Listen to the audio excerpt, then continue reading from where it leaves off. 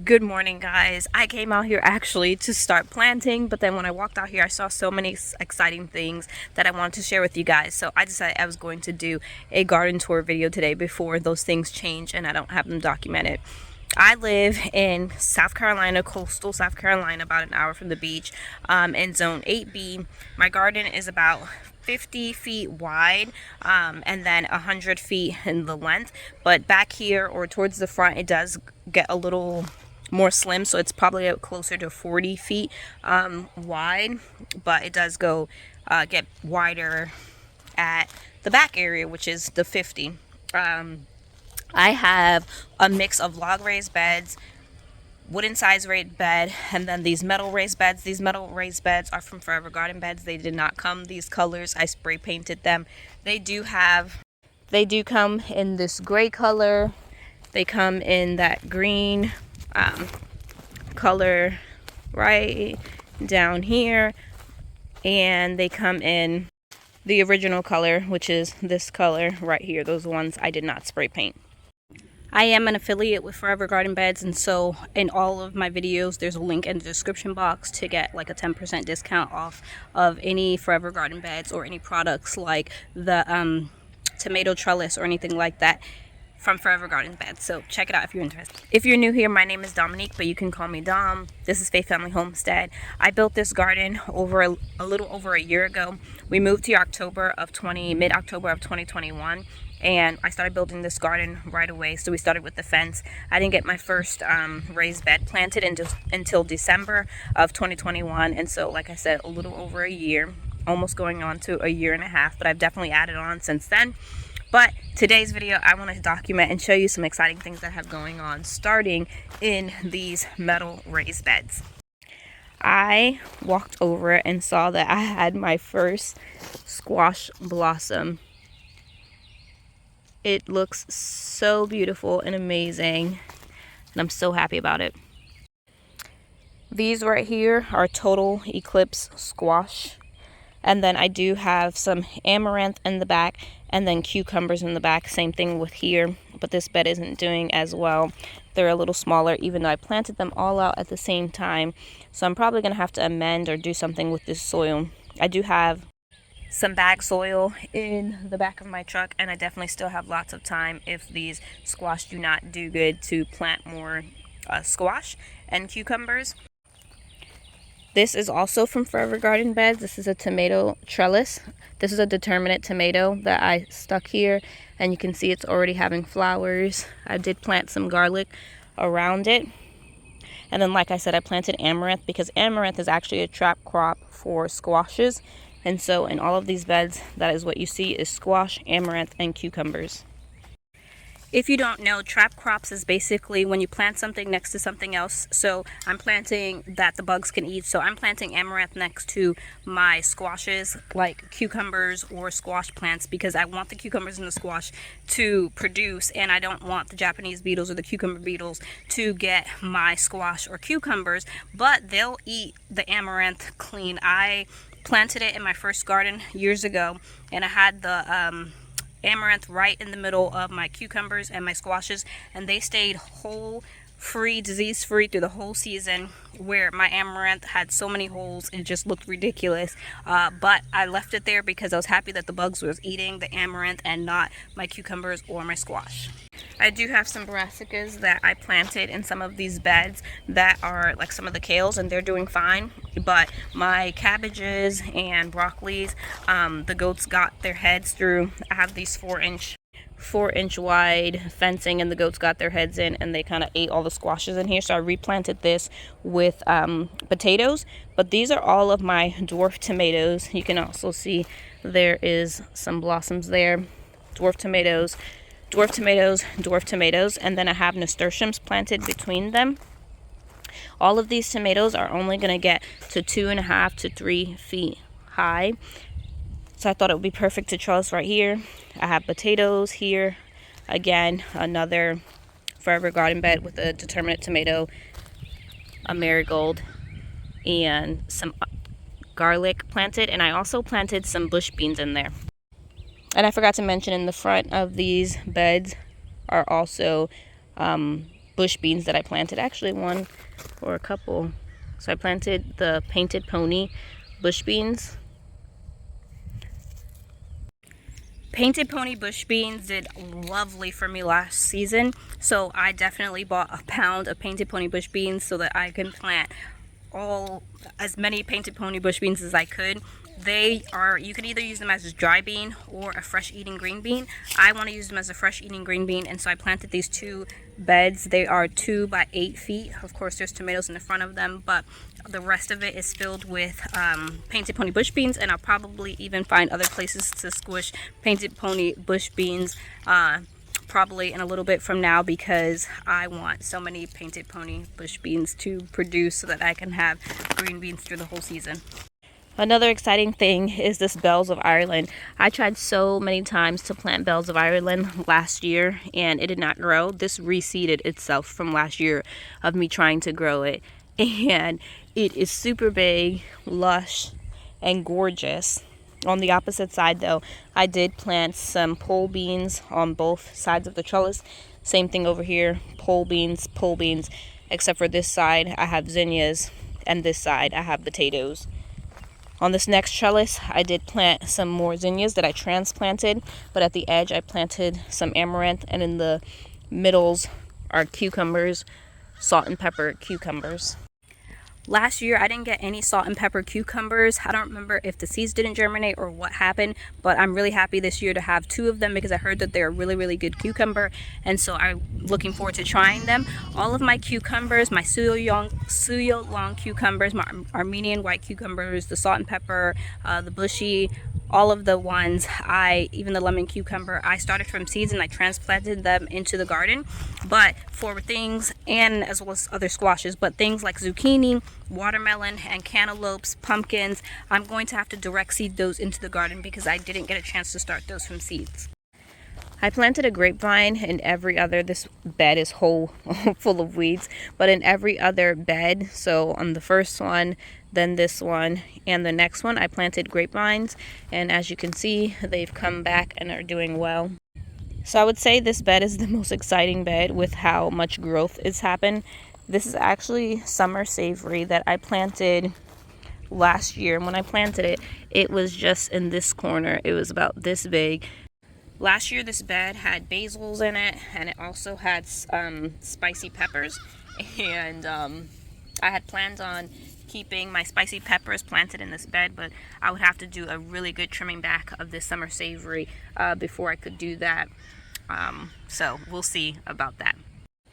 But right next to it is also, this reseeded from last year as well, because this is the bed that I had, you can see, well, what reseeded was another Bells of Ireland, and then also this lovely poppy, which is giving me all the feels, so beautiful.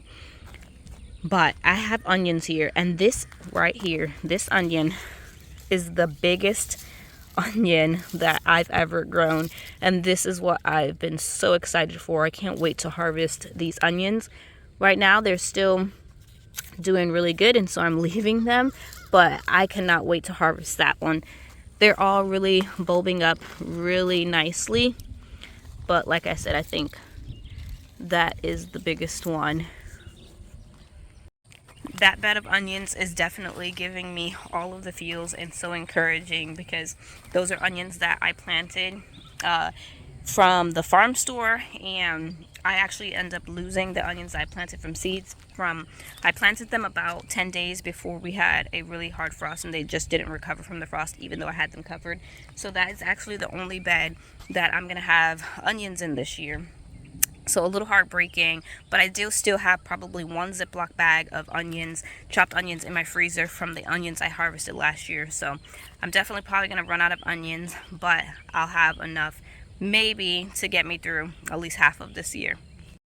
Onions can take a frost down to about 22 degrees if they're established. The onions, when I planted them, were not established. The onions from my farm store had already been in there probably a month, and that's why they survived, because they were all planted in the same bed, whereas the ones that I planted from seed and then transplanted them out were only in the ground for about 10 days, and so they didn't have a good enough time to acclimate to the weather before it dropped down to, I think it was like 17 degrees or something like that, and we had them covered with sheets and blankets.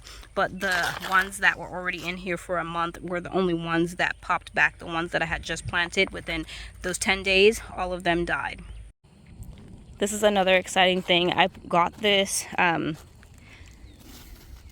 Comfrey, and it's starting to flower. This is my first time seeing Comfrey flowers, and I want to harvest some of this and make an herbal salve out of it. So I'm gonna have to dehydrate some of this. But this Comfrey only probably had 5 leaves on it when I got it. I got it from the Homesteaders of America conference in October, and I planted it out here, and it's taking over. I do want to split some of this and put it in different locations. Speaking of beds that make me really happy, this is another bed that makes me really happy, and I saw it and I was just like, I have to get my camera.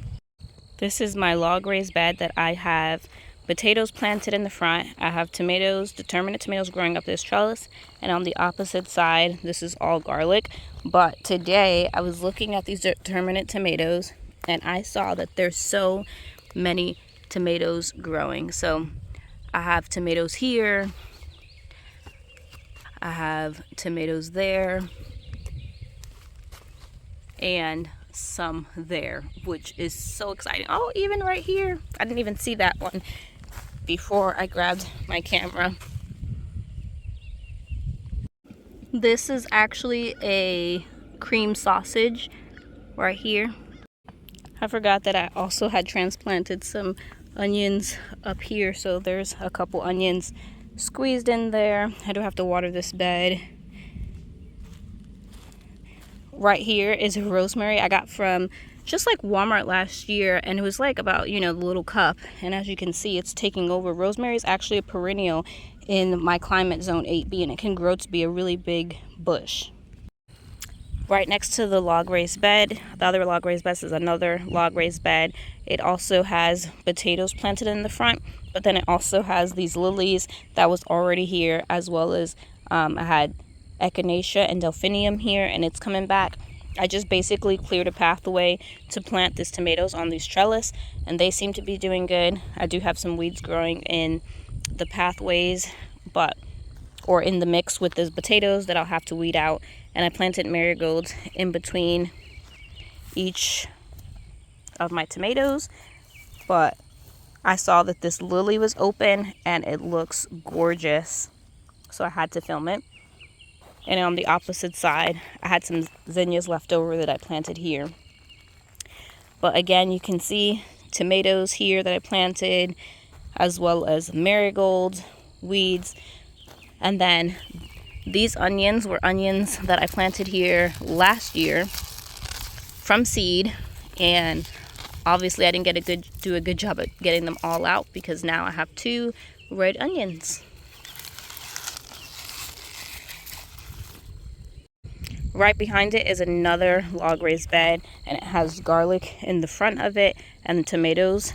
This tomato right here is probably my largest tomato. Or the tallest one. I have to get out here and kind of trim it down. I want to keep them to a 2-liter, I'll just take that off since that's diseased and holy. But I want to keep them to a 2-liter trellising. But it's making me so happy. And all of my beds, I planted garlic in the front of it and then tomatoes in the back. And just the other day, we ended up planting some potatoes. Actually, I have a cat, and my cat is always digging in beds, so I could have seen that potato as well as that one. And I see a potato dug up right here, which we'll just plant back. And I also have some marigolds that I started from seed in the mix as well. The last log raised bed that I have planted with tomatoes is this one, and as you can see, this tall thing sticking up is bachelor buttons. I planted bachelor buttons in this bed last year, and they've completely reseeded themselves, and so I am going to have to remove them, but they're looking pretty right now, and they're not bothering anything since I'm not planting this bed just yet. But on the opposite side, I do have garlic planted here as well.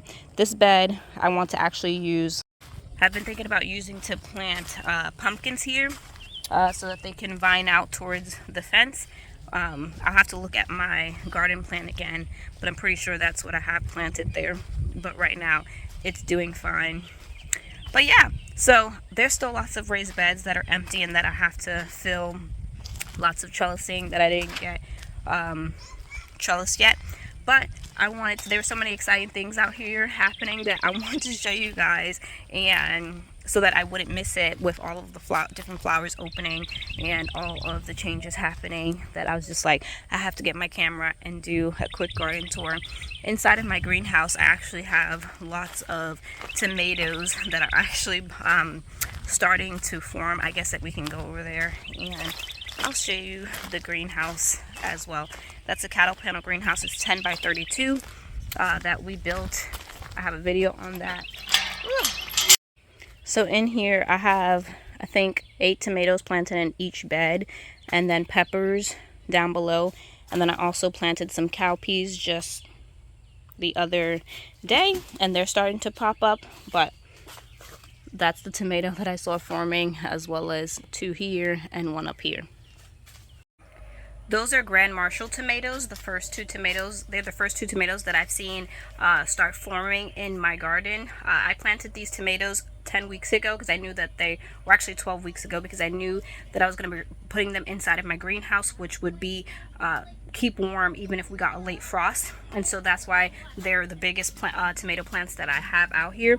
I planted triple crop as well, because triple crop and Grand Marshal are both considered greenhouse varieties where you can grow them in a high tone or a greenhouse.